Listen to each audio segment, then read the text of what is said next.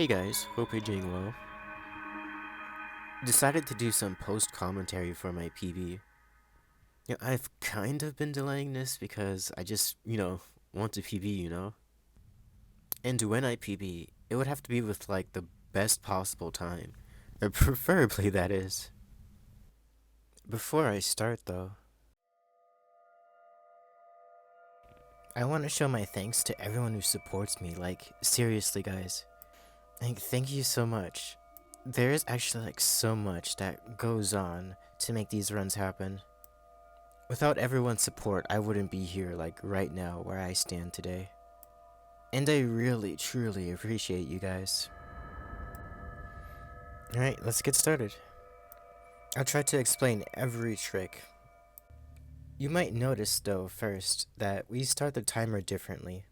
We start the timer during this next black fade out, when Link is next able to move. And there's a reason for that. We reset like this because of how the game loads after you reset a run.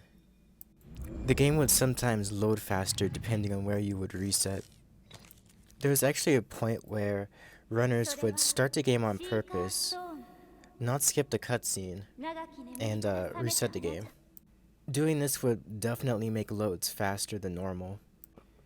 I actually remember doing it a few times before it was essentially banned by starting the timer in a different place. So even if you did do it, you wouldn't save time. The first major trick in this game is called Shrine of Resurrection clip. We basically say yeah, going out through the front is extremely slow, so we'd rather just clip out like this. This clip works because of Link's sudden change in angle when you mash the scope button. To sum this trick up, you essentially just need to have Link and have the camera angle at a somewhat relative position. Mash the scope button, and Link should be able to clip through. For cues, I use the mini-map on the bottom right. Yeah, as you can see, we just clip back out. That clip is actually so much easier. There's just something about skipping the beginning cutscene of this game. The one where you usually like see the whole Breath of the Wild title at the beginning. With Hyrule Castle and everything else in like the background. It's sort of epic. I guess I also sort of missed it too. But that's the price we're willing to pay for like going fast, of course. So yes, upon exiting Shrine of Resurrection, there's actually like at least 3 things we need to get. Actually it's 4 since we literally just got the axe, but minus the axe. Minus the axe, we also need to get a bow, arrows, and a shield. We need all 3 of those in order to do tricks in this game. Speaking of tricks though, this trick is actually found by me. Albeit, it was pretty accidental, but it's still pretty fast. It's like 2 seconds faster than doing it normally. For the Boko Shield route for this game, that is. We essentially hit the 2 Boko Buttons with 2 swings at the same time. That allows us to pick up the bow, and also allows us to quickly pick up the Boko Shield here too. I doubly make sure Link goes into the fire, since Link is in the cold, and the cold does half-heart damage every 10 seconds. Now this spot here is actually relatively new. We get skew on this part of the ground here now. It makes clipping into the Stasis shrine a lot more easier and less complicated, at least for me. Usually when you clip into any other shrine, you'd get skew like close to the shrine. The key to getting skew is making sure Link hits a sloped surface. Then by doing a shield jump and unequipping our shield, Link just clips on through like it's not even there. I actually really like doing this trick, because it looks so complicated at first, but when you get used to it, it actually kinda makes sense. A lot of this run is gameplay, but there are still quite a few cutscenes here too. I guess particularly in Plateau, since you can't skip these particular cutscenes. It sucks that we can't, but at least we can skip most other cutscenes. Yeah, for Stasis Shrine, it's optimal to try and stasis the gear first. After stasising the gear, you want to unstasis it and then stasis the boulder that comes down the slope. I'm actually not too sure about wording here. But anyways, I think you get the point. I'm actually just rewatching this PB now since it's like post-commentary. And I forgot I missed the boulder here. It's actually not too bad to try and get. I guess you could say that's like the first mistake of the run, albeit very, very small. It only should lose like 2-3 seconds at most. But yeah, it's also faster to not stasis the boulder and do a semi-precise shield jump past it.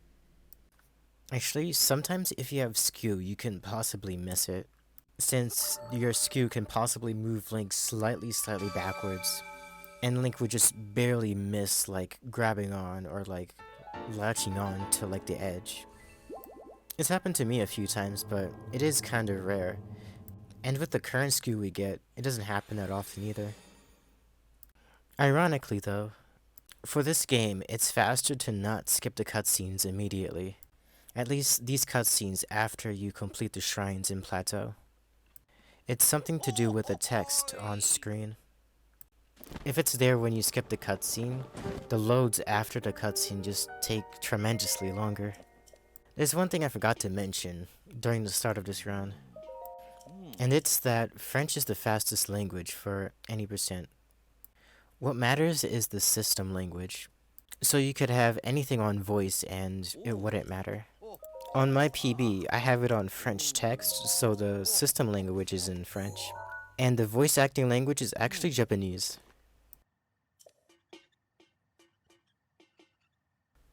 We do a stasis launch here by stasising this boulder, hitting it a few times, and then using an arrow to push the momentum upwards so the launch goes upwards. After that, we scan an amiibo to get some fish, and we need these fish in order to make a potion, an attack potion. So Link's attack is higher, and then we're able to defeat the Blights and Calamity really fast. I use the Toon Link or Mifa amiibos for the fish. And sadly, getting the fish you need is RNG. This is the first BTB we do here. BTB stands for bullet time bounce. It looks complicated, well, it kind of is really, but simply we hit the back of the bokoblin, basically during a shield jump. Because we go into bullet time right before Link hits the bokoblin, the game misinterprets Link's speed and he just goes flying. This next trick is called an ESC. ESCs allow us to basically clip through thicker walls like shrine doors. I feel the thing with shrine clips and ESCs is that if you get them, they always just feel so good to do. I was actually gonna say I forgot to explain another trick, but the trick I forgot to explain helps with cryo wall jump. For cryo wall jump, we basically do a fall damage cancel. And because a fall damage cancel resets Link's height, when Link is on the wall, the game thinks Link is like on the ground, so Link is able to jump again. A fall damage cancel, as the name implies, also cancels the fall damage. It's what I did when I landed near Cryonis Shrine. Let's see how we did here.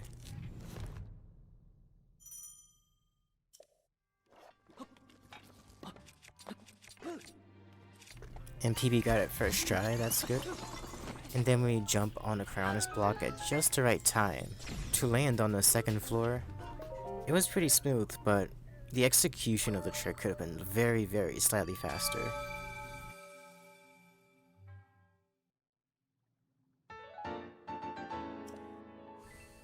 And again, we don't want to skip the cutscene immediately because that's really, really ironically slow.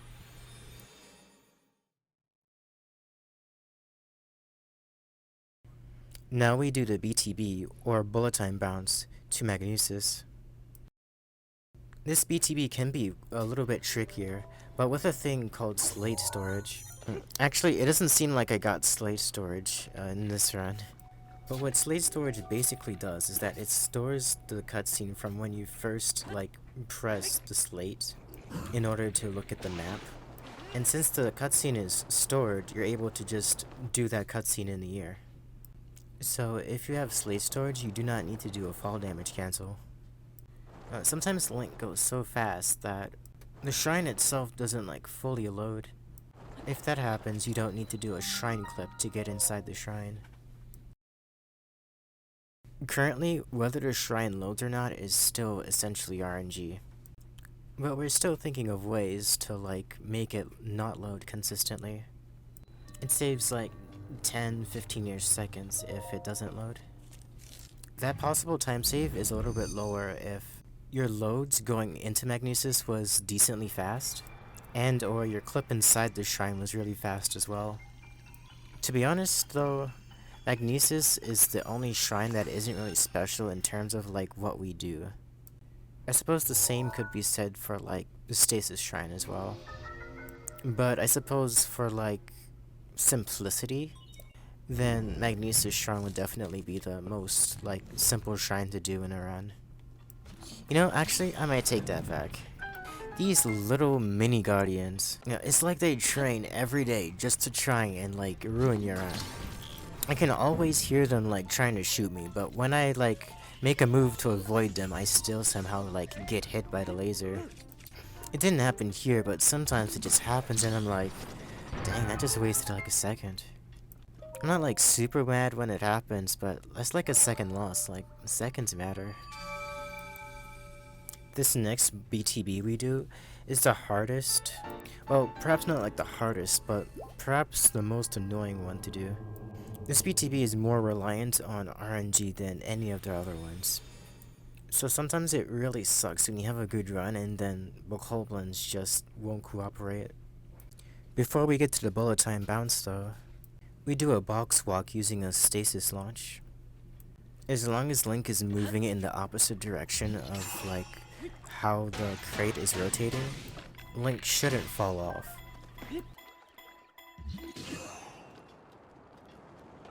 PB did that part perfectly.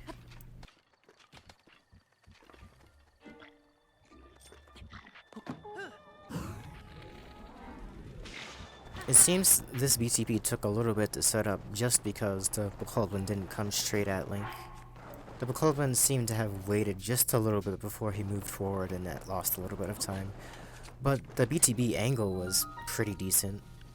And then we hit the side of the shrine for a skew once again. Have the right angle and then do a shield clip. Move a little bit to the left and do another shield clip.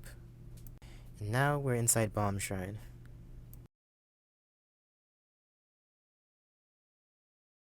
Since we're gonna get bombs, we're then able to do another trick. And that trick is called a wind bomb. What essentially happens in the wind bomb is that we drop a circle bomb and then we drop a square bomb. We time the bombs to where one bomb hits the other. Kind of like a domino effect. So since the circle bomb hits the square bomb proceeds to hit Link and then it just launches Link. If you're going a short distance and need to go fast, then a wind bomb is probably what you'd need to do.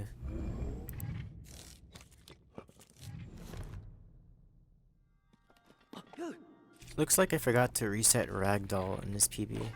You get Ragdoll when you clip in like any shrine, or simply just doing a shield jump and then unequipping the shield. That puts Link in a Ragdoll state. And when in that state, you're not able to do a wind bomb.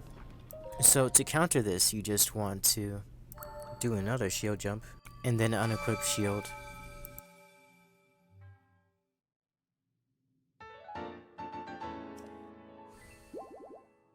The upcoming wind bomb will be slightly different. In the midst of doing the wind bomb, I'm going to turn Link. Exactly how Link hits the square bomb behind him affects the launch. So by turning a little bit, we're able to like decrease Link's height. And less height likely means more speed. We also need less height because Link will die of fall damage if he's too high, unfortunately. So a turn wind bomb is necessary here.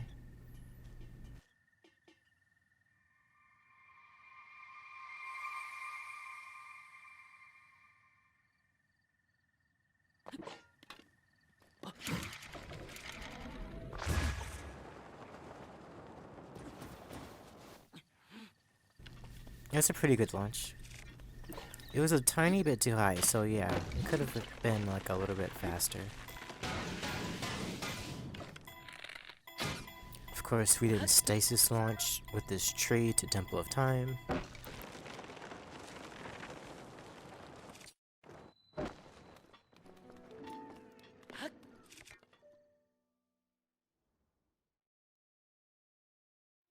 And yeah, we've basically completed Plateau.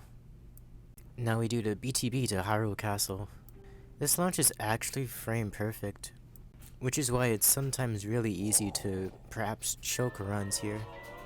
Although for me personally, I wouldn't say this is maybe like the hardest BTB. I'm kinda tied between the BTB 2 Magnesis and this launch in terms of like hardness.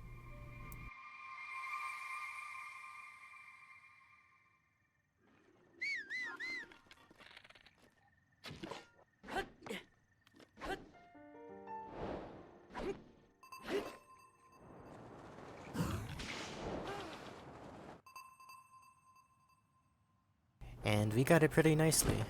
I don't believe I do this run, however, you may notice the game pause. The game pauses because the game tries to load everything as Link is just going so fast.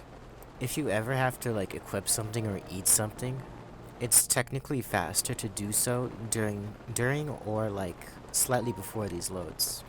Since whenever you're in a menu, the game still continues to load.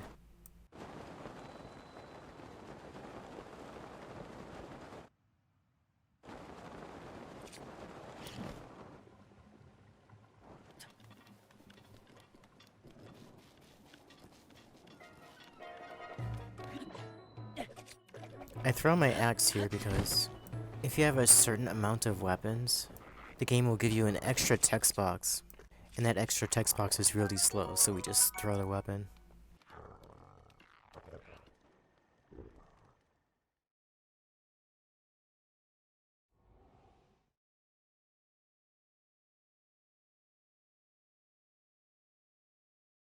I waited to sneak strike this moblin because if the game loads the cutscene as you're sneak striking him, the sneak attack won't hit, and you just lose a lot of time.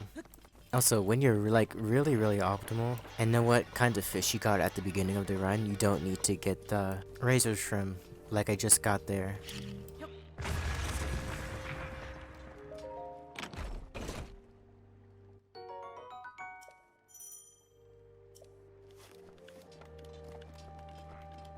Whistle at the right time, throw the bomb and whistle at the Los Olfos. Make sure to get the boomerang. And here's where we cook the attack food. So when we fight Blights and Calamity, it'll go much faster. Next, I'm going to do a scope clip, like I did at the very beginning of the run, at Shrine of Resurrection. After the scope clip, I then do a wind bomb midair, and land a little bit higher than here, or where I'm about to land. With this launch, I landed a little bit lower than I usually am. However, we can just wind bomb from this spot. Crouch and then clip back up. Throw another bomb to distract the moblin.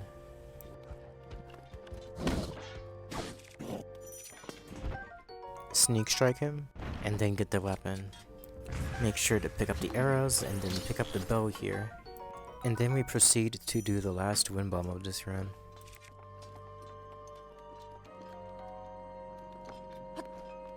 You always want to make sure you've exploded the bombs before getting here. It's easy to like forget to explode them.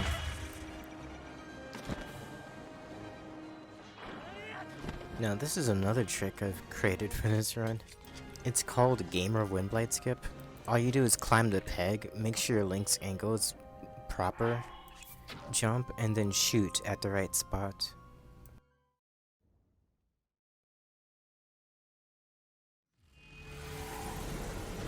If Wind Blight twitches like this during the cutscene, that means you've done this correctly.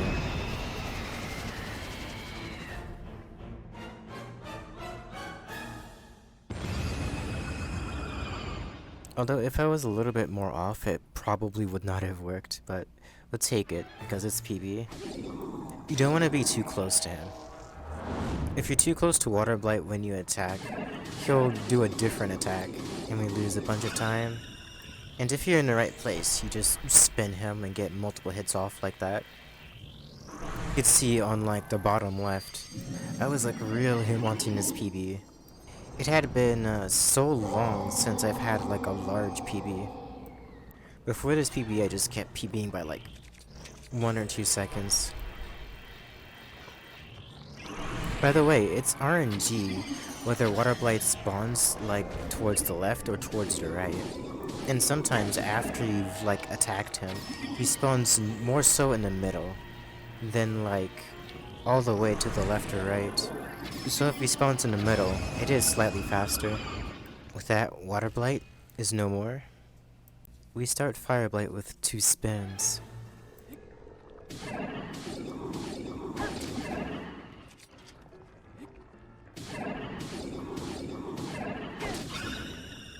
Yeah, that's good.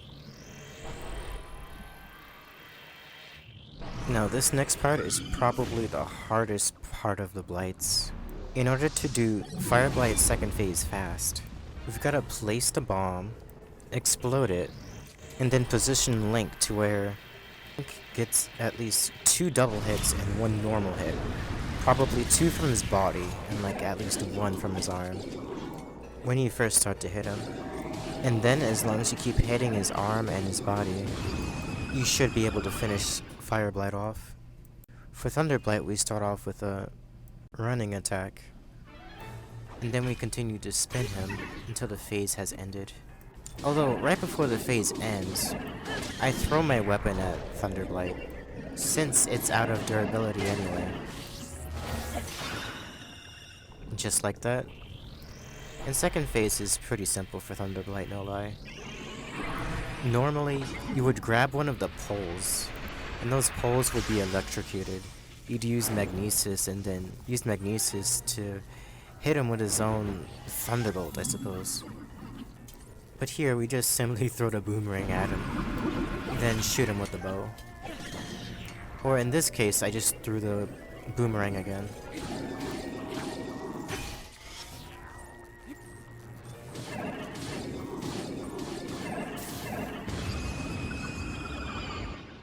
And there you have it. All Blights are done. Now we have to face Calamity. Even though I'm sometimes really nervous when I get to Calamity, I love the execution for Calamity. I love aiming to get the headshots. I love timing the parries just right, so like you actually get the parry. It really feels like the end game of a speedrun. We want to get as many headshots as possible. The more headshots, the more damage we do.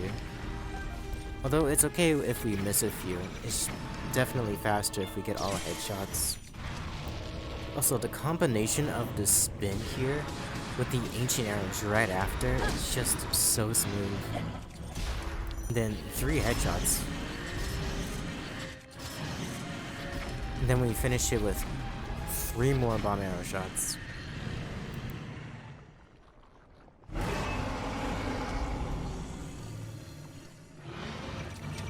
It seems that PB got instant laser.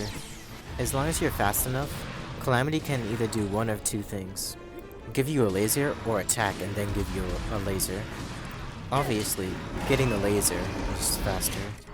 And then finally, the last trick of this run is doing enough hits to Calamity before Calamity fully gets back up again. This makes Calamity go straight down right after he gets up. So in any percent, we definitely abuse this.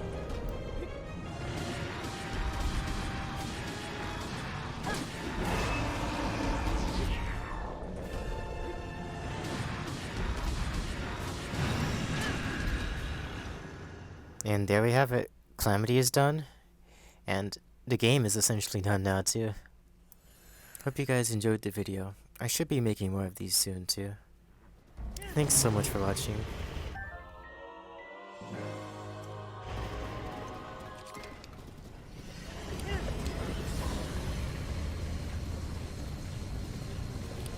Ganon は全身を怨念で覆っています。このままではどんな攻撃も受け付けないでしょう。私が怨念を抑えます。力が足りず、わずかです。光っているところを射抜いてください。リンク、ルーンを。